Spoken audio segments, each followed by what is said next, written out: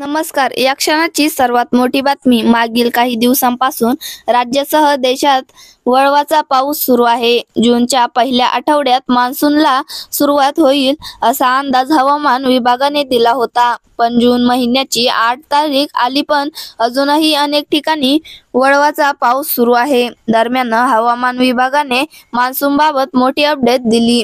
हवामान विभागाने दिलेल्या माहितीनुसार दिल्ली आणि वायव्य भारतात सुमारे एक आठवडा उष्णतेची लाट राहील. त्यानंतर पाऊस पडण्याची शक्यता आहे.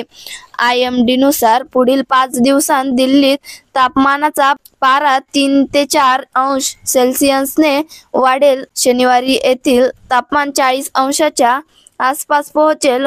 गेल्या एका आठवड्यापासून मान्सून पुढे गेलेला नाही. कोरड्या हवेच्या अडथळ्यामुळे 29 मे पासून मान्सून पुढे गेलेला नाही. आता 12 ते 18 जून या आठवड्यात मान्सून पुढे सरकेल असा अंदाज आहे. देशातील अनेक भागांमध्ये अजूनही तेवढी उष्णता झालेली नाही. याच वेळी कारण नैऋत्य मान्सूनचे लवकरच आगमन आहे. साधारणपणे जूनच्या अखेरीस मान्सून देशाच्या वेगवेगळ्या भागात पोहोचतो. तो 8 जुलैपर्यंत संपूर्ण देशात पोहोचतो. दिल्लीत मान्सूनच्या आगमनाची तारीख साधारणपणे 27 जून असते. पृथ्वी विज्ञान मंत्रालयाचे माजी सचिव M.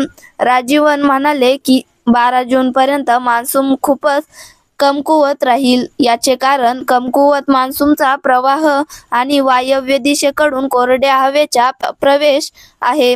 आता मान्सूनच्या प्रगतीदरम्यान बराच विराम दिसून आला आहे. जूनच्या तिसऱ्या आठवड्यात मान्सून पुन्हा पुढे सरकेल असंही ते म्हणाले. दरम्यान भारतीय हवामान खात्याने विविध राज्यांसाठी उष्णतेच्या लाटेचा इशारा दिला आहे.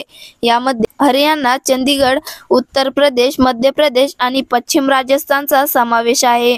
IMDचे शास्त्रज्ञ नरेश कुमार म्हणाले की देशाच्या विविध भागांमध्ये तापमान सामान्यपेक्षा कमी असेल तरी पुढील 4 ते 5 दिवसांत ते बदलेल.